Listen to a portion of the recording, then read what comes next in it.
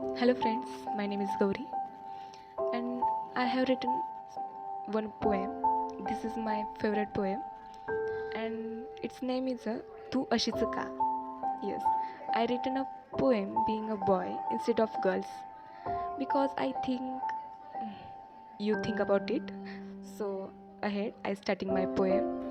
मी ऊन तू सावली, मी रुतलेलं जुनं झाड, तू नव्या पालवीची लाली.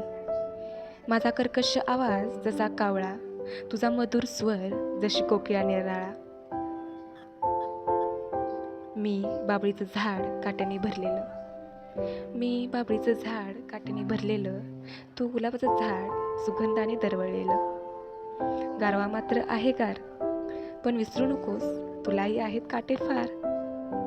रागवलीस रागवलीस का ग काटे म्हटलं म्हणून, तू तर मला कधीच बोलली नाहीस आपलं म्हणून. राग आला का ग, राग आला का ग, कशाला इतका राग पाहिजे, नुसतं फिरायला मी पाहिजे. काय नाही केलं ग तुझ्यासाठी, सांग ना काय नाही केलं तुझ्यासाठी.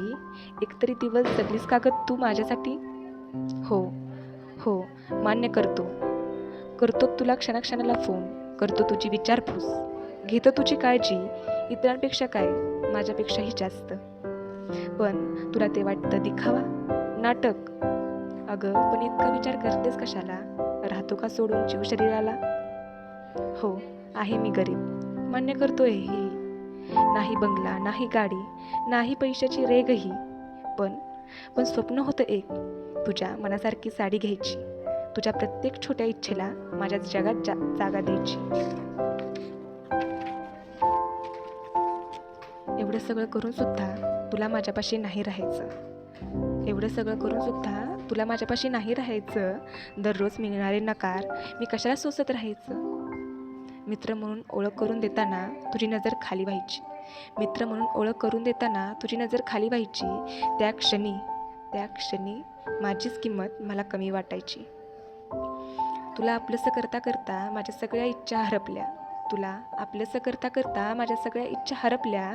लपून तुला दुसऱ्याला भेटताना तुला मिळवण्याच्या वाटाच संपल्या. बास झालं आता, सहन नाही होत ग, बास झालं आता, सहन नाही होत ग. तुला दुसऱ्याच्या मिठीत पाहताना सहन नाही होत ग, तुझ्या नावात दुसऱ्याचं नाव घेताना सहन नाही होत ग, तुला माझ्यापासून दूर करताना. पण कळतच नाही त्याच्यात तू मला शोधतेस हे समजून घेताना. शेवटी तुला एकच सांगतो, येऊ नकोस परत कधी, मार्ग आता बंद झालेत. मनाने घेतलेले निर्णय शब्दात न सांगताही ठरलेत. या आठवणींनी आता शेवटचे निरोप दिलेत. तुझ्याबरोबर जगलेले प्रत्येक क्षण मला आता, तुझ्याबरोबर जगलेले प्रत्येक क्षण मला आता वाईट स्वप्नांसारखे भासू लागले, वाईट स्वप्नांसारखे भासू लागले. धन्यवाद.